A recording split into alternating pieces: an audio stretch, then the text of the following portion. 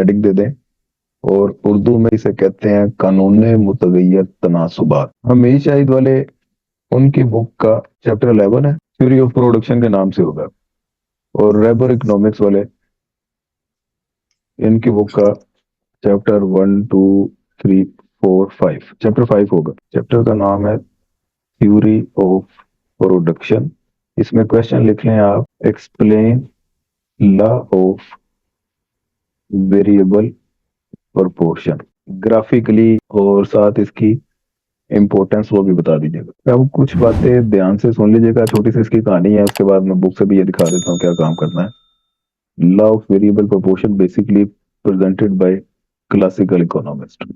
This law is classical economist. Output, जैसा कि आपको पता है कि फैक्टर ऑफ प्रोडक्शन, आमलीने पैदाइश कितने होते हैं? वैसे किसी को आइडिया है? आमलीने पैदाइश, factor of production. Sir I think 4 होते हैं। शाबाश, 4 होते हैं। There are 4 factors of production. ये टॉपिक का ऐसा नहीं है, मैं वैसे समझाने के लिए बता रहा हूँ। There are 4 factors of production: land, labour, capital, organisation. अब ऑर्गेनाइजेशन और लैंड, ये आमतौर पे हर जगह पे फिक्स ही होते हैं, इतना इनमें रैपिड चेंज नहीं आता। मैं समझा दूं जी, कोई अगर आपने कारखाना लगाना है, फैक्ट्री, दुकान खोलनी है, शॉप, अपना कोई यूनिट लगाना है, 4 तरह के फैक्टर ऑफ प्रोडक्शन है। 4 चीजें आपको चाहिए होती हैं टोटल। जमीन चाहिए, मेहनत, सरमाया और तंजीम। तंजीम जो आप बताते खुद हैं, जो मैनेज करेंगे। और एक आपको लैंड चाहिए होगी, जिस जगह पे आपने काम स्टार्ट करना है। एक आपको कैपिटल चाहिए होगा, कैपिटल वो मशीनरी है जो आपको वर्किंग के लिए, मैन्युफैक्चरिंग के लिए चाहिए होगी। पैसा है, इन्वेस्टमेंट है, वो सारा कैपिटल है। और लेबर बनाने के लिए आपको वो मजदूर चाहिए होंगे जो ये सारा काम ऑपरेट करके दें। ये 4 चीजें ही होती हैं। अभी तक तो ये 4 ही हैं फैक्टर ऑफ प्रोडक्शन। इसका मतलब है कोई भी काम आप प्रोड्यूस करने का इरादा करें, इन चारों की मदद से होगा। ये 4 तो लाजमी चाहिए होंगे। और इन चारों में से भी अगर आप छांटी करें तो output is a function of land and capital. Capital को के से डिनोट किया जाता है, और लेबर को एल से डिनोट किया जाता है। याद रखनी है आपने बात, labour and capital. Output is a function of labour and capital. इधर मैं लिख भी देता हूं, output is a function of labor and capital. Labor L, capital K। Capital तो C से बनता है, फिर इसे C से डिनोट क्यों नहीं किया जाता? ये इक्वल टू C होता है, टोटल कॉस्ट।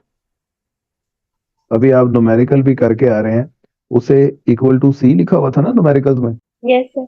तो C का जहां पे भी आपने वर्ड देखना है, आपने समझना है ये टोटल कॉस्ट की बात हो रही है। C ऑलरेडी ऑक्युपाइड है, तो इसलिए कैपिटल को फिर K से डिनोट किया है। अब ये चूंकि शॉर्ट रन मॉडल है, शॉर्ट रन में वो ये कहते हैं कि कैपिटल वो भी फिक्स होता है।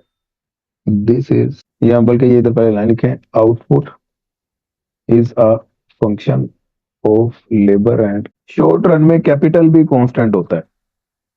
ये देखें, output is a function of labour and capital. और कैपिटल वो आपका सरमाया है। शॉर्ट रन में ये फिक्स होता है। सरमाया का मतलब वो पीस ऑफ लैंड है जिसमें आपने कोई सेटअप स्टार्ट किया है, तो वो आपकी जगह आए दिन चेंज नहीं होती। लॉन्ग रन में जाके कहीं पे काम आपका एक्सपैंड हो गया, बिजनेस आपने ज्यादा करना है, उसको एक जगह से दूसरी जगह पे शिफ्ट करना है, तो कैपिटल आपका चेंज होगा। अदरवाइज शॉर्ट रन, थोड़े अरसे के लिए, थोड़े दुरानिये के लिए कैपिटल फिक्स रहता है। अगर तो फिक्स रहता है तो ये के ऊपर मैं ये बार लगा रहा हूँ, ये बार निशानी है, ये के फिक्स हो गया। लेबर फिक्स नहीं होती शॉर्ट रन में, वो आए दिन डेली के हिसाब से चेंज हो सकती है। बेशक आपका परमानेंट स्टाफ है, आपको काम की रिक्वायरमेंट के हिसाब से कभी काम ज्यादा लेना है, कभी काम कम लेना है, तो कभी लेबर ज्यादा लगाएंगे आप, कभी कम लगाएंगे। इसका मतलब है ये क्यू को ना वाई से भी डिनोट किया जाता है। वाई और क्यू दोनों ही आउटपुट के लिए इस्तेमाल होते हैं, प्रोडक्शन या आउटपुट। तो अगर के कांस्टेंट हो गया, इसका मतलब है हमने इसका रोल एलिमिनेट कर दिया है। अब output is a function of labour बचा सिर्फ। ये क्लासिकल का प्रोडक्शन फंक्शन है। अकॉर्डिंग टू क्लासिकल, आप ये चाहते हैं कि पैदावार में इजाफा हो तो लेबर ज्यादा कर दें, पैदावार में कमी हो तो लेबर कम लगाएं। अब यहां तक अगर आपको सारी बात समझ आ गई है, अब ये रूल आप समझ लें कि पैदावार में इजाफा करना अगर आप चाहते हैं तो लेबर में इजाफा करें, लेकिन चूंकि कैपिटल फिक्स है, ये फर्ज कर लें ये एक रूम है आपके पास जहाँ पे आपने पैदावार करनी है, और ये कैपिटल ही है आपका एक तरह से, तो ये फिक्स है। अब आपने पैदावार ज्यादा करनी है तो लेबर लगाते जाएं। एक लेबर लगी, उसने जी ये पैदावार कर दी। लेबर आप ज्यादा करेंगे, पैदावार भी वो ज्यादा कर देगा। एक ने अगर इतनी सी पैदावार की थी तो दो मिलके इतनी ज्यादा पैदावार करेंगे। तो अगर आप इसी तरह शुरू शुरू में लेबर के यूनिट ज्यादा लगाते जाएं, पैदावार बहुत ज्यादा स्पीड से उसमें इजाफा होता जाएगा। इसे बोलते हैं इंक्रीजिंग रेट से इंक्रीज होती जा रही है। पहले मजदूर ने सिर्फ ये 3 यूनिट पैदा किए, अगर आपने लेबर 2 की कर दी तो आपकी पैदावार ये यहाँ से इंक्रीज होके वो यहाँ तक पहुंच गई। अगर आपने पैदावार 3 की कर दी, लेबर 3 यूनिट कर दिए, तो ये टोटल आपके यहाँ तक प्रोडक्शन पहुंच गई है। तो इसका मतलब है हर अगला यूनिट लेबर का वो बहुत ज्यादा फायदा दे रहा है, पैदावार मोर देन डबल करता जा रहा है। शुरू शुरू में तो रूल यही होगा, क्योंकि जगह आपके पास खुली है, काम करने की पोटेंशियल कैपेसिटी ज्यादा है, तो एडिशनल यूनिट आप लगाते जाएंगे, फायदा ज्यादा होता जाएगा। आप यूं समझ लें कि गारमेंट्स की आपने फैक्ट्री खोल ली है, तो एक ही आदमी है, उसको कटिंग भी खुद ही करनी पड़ रही है, स्टिचिंग भी खुद ही करनी पड़ रही है, बेचारा पैकिंग भी खुद ही कर रहा है, इस्त्री भी आप ही कर रहे हैं, तो पैदावार उसकी इन तमाम चीजों में टाइम बहुत वेस्ट होगा। आप ज्यादा करते जाएं तो स्पेशलिटी के हेड बनते जाएंगे आपके। एक को सिर्फ आप कटिंग के लिए आप स्टैंड कर देंगे, दूसरे को स्टिचिंग के लिए, तीसरे को बोलेंगे तू सिर्फ पैकिंग करता जा, चौथे को बोलेंगे कि तू इस्त्री करता जा, तो वर्किंग स्पीड बहुत ज्यादा हो जाएगी ना, स्पेशलाइजेशन भी होगी। Yes sir. लेकिन ये जगह चूंकि आपके पास फिक्स है, तो फिर एक टाइम आएगा आपकी पैदावार इंक्रीज होने की स्पीड वो जरा कम हो जाएगी। मतलब अगर आप चौथा यूनिट लेबर का लगाएंगे तो पैदावार में तो इजाफा हो रहा है, लेकिन वो अब उतना इजाफा नहीं हो रहा जितना शुरू में इजाफा हो रहा था। इसको यूं समझ लें कि अगर शुरू में पैदावार इस स्पीड से इंक्रीज हो रही थी, इस तरह ऊपर जा रही थी, अब वो पैदावार इस स्पीड से जाएगी। Yes sir. फिर उसके बाद एक स्टेज ऐसी आती है कि जब आपकी उस फिक्स कैपिटल में रश ज्यादा लग जाता है और इतनी वर्किंग कैपेसिटी नहीं होती, लेबर आपने ज्यादा लगा ली होती है, तो आपकी आउटपुट इंक्रीज होती है डिक्रीजिंग रेट के साथ। अब आपकी इस रेट से पैदावार में इजाफा होगा। तो इन तमाम स्टेजेस को कंबाइन कर दें तो हमें ये रूल समझ आएगा कि शुरू शुरू में आप लेबर के यूनिट लगाते हैं तो पैदावार में मोर देन डबल इजाफा हो जाता है, इंक्रीजिंग रिटर्न टू स्केल से पैदावार होती है।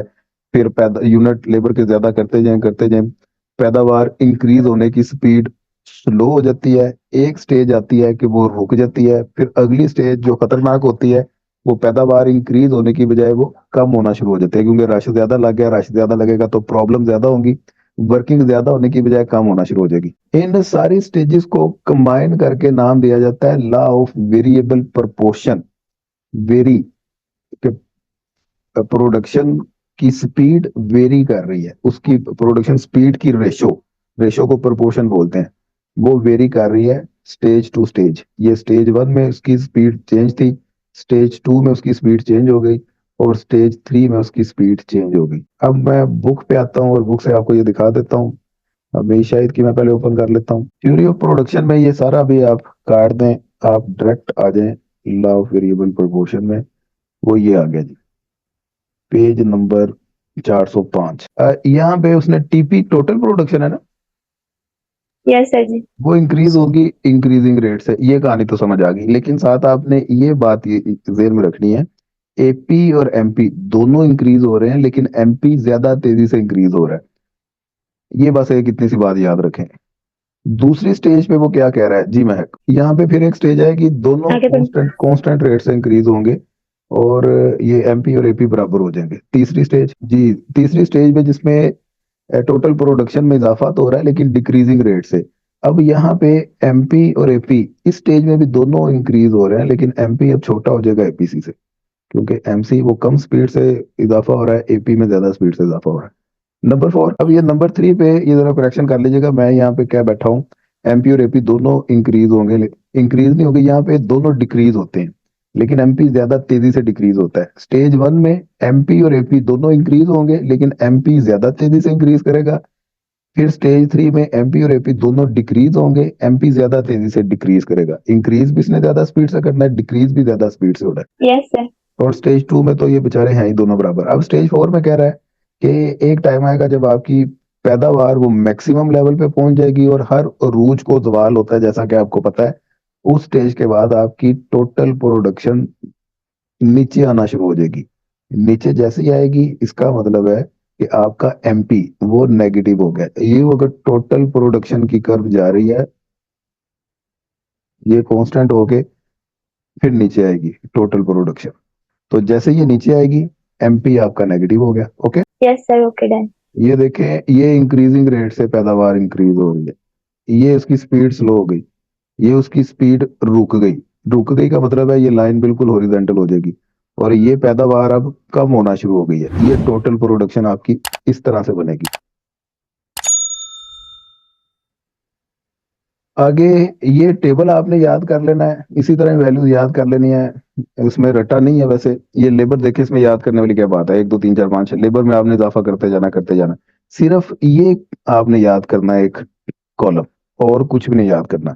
इनकी मदद से ही एपीएल और एमपीएल बनेंगे। एपीएल क्यू ओवर एल, इन दोनों को डिवाइड करते जाएं, ये कॉलम आ जाएगा। और एमपीएल, एमपीएल कैसे आएगा, इसमें फर्क देखते जाएं कितना है। 10 और 25 के दरमियान कितना गैप है, 15. 15 का। ये वाला 10 पहले तो इधर एजिट आ गया, फिर इनके दरमियान 15 का गैप है, 15 आ गया। 25 और 45 में कितना गैप है, ये 20 आ गया। 45 और 60 में 15 का गैप है, ये 15 आ गया। इनमें 10 का गैप है, ये 10 आ गया। समझ के बात। Yes, sir. तो ये इस तरह से ये बन गया। अब यहाँ पे एमपी जहां तक आपको नजर आ रहा है इंक्रीज हो रहे हैं, एमपी पहले 10 थे, फिर 15, फिर 20।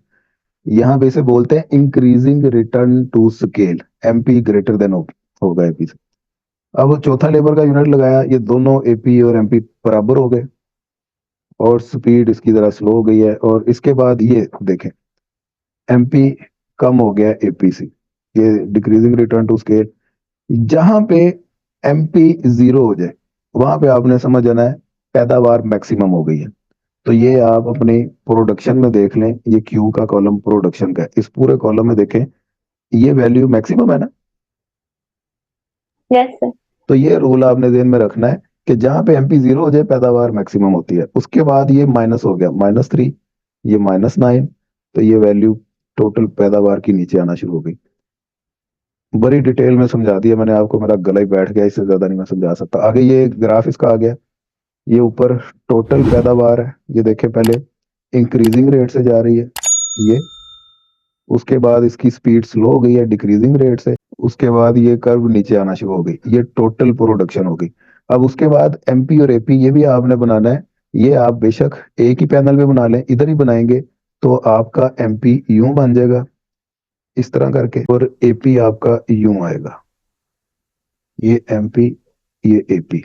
और अगर आपने ये नीचे वाले पैनल में बनानी है तो एमपी और एपी नीचे वाले पैनल में बनाते हैं, जिस तरह आपको बेहतर लगता है। हाँ, Yes, sir. यहाँ पे ये बात ध्यान में रखनी है कि जहां पे ये एमपी 0 हो रहा है, ये देखो यहाँ पे एमपी 0 हो रहा है, इसी के बिल्कुल सामने ये टीपी मैक्सिमम होगा। ऊपर इन्होंने लिखा भी होगा, ये देखें, ये टीपी मैक्सिमम है, उधर एमपी 0 है। ये ग्राफ आपका फिर ठीक होगा। मैक्सिमम के बाद ये कर्व नीचे आना शुरू हो गई है। ये कंप्लीट क्वेश्चन आपका हो गया। ये ग्राफ करना है, नीचे इसकी एक्सप्लेनेशन है, लाजमी करनी है। और ये इंट्रोडक्शन से ऊपर ऊपर तक काम करके आना है। अब मैं दूसरी बुक ओपन कर रहा हूँ, रबर इकोनॉमिक्स, वो वाले भी देख लें उन्होंने क्या करना है। ये वाला क्वेश्चन उस रबर इकोनॉमिक्स में से कर लें या हमेशा में से कर लें, जहाँ पे आपको अच्छा लगता है। डायरेक्ट आ जाना है पेज नंबर, ये सारा काट दें, कुछ भी नहीं इसमें करना। हाँ, ये marginal rate of technical substitution ये कल करवाना है मैंने, अभी फिलहाल आप आए। ये है जी law of variable proportion, page number 386 पे निशान कर लें इसको। और ये इसमें इसकी डेफिनेशन आ गई, ये सारी नीचे ये डिफरेंट डेफिनेशन लिखी हुई हैं।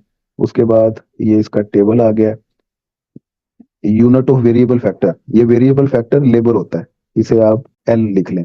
ये total production, average production, MP. Total production उस हमेशा की बुक में टीपी को उन्होंने क्यू बोला हुआ है, तो वो प्रोडक्शन नहीं होती है, एक ही बात है, क्यू कह दें टीपी कह दें। तो ये आगे इसी तरह एपी और एमपी बना है। इन दोनों कॉलम को डिवाइड करते जाएं, एपी आ जाएगा। और इनमें फर्क देखते जाएं, ये देखें इन दोनों में 30 का फर्क है, ये 30 आ गया। अब इसने शुरू में ये लाइन लगाई हुई है, आपकी ऑप्शन है ये पहला 20 इधर लिख दें या आप डैश लाइन लगा दें, आपकी मर्जी होती है। लेकिन आगे इनका फर्क देखते जाए, 30 का है ये 30 आ गया, इनमें 40 का है ये 40 आ गया, तो ये आपका कॉलम आ जाएगा। समझे बात? यस सर, समझ गए। इसकी आगे एक्सप्लेनेशन है और ये इसका आ गया ग्राफ। तो ये इंक्रीजिंग रिटर्न, डिक्रीजिंग, नेगेटिव, इसमें भी देख लें जहाँ पे ये MP 0 है वहां पे TP मैक्सिमम है। ये इस ग्राफ की एक्सप्लेनेशन आ गई। और ये हम फैक्टर कॉम्बिनेशन से ऊपर ऊपर तक, यहाँ तक आपका होमवर्क है।